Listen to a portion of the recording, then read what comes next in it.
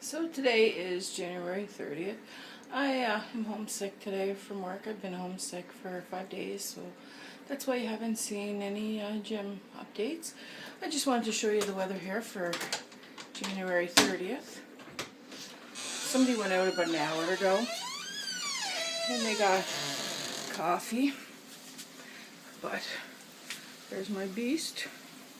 But as you can see, there's no like the tracks that went out in. Can't see them anymore. And this is what out in my yard looks like. So we're getting quite a bit of a storm.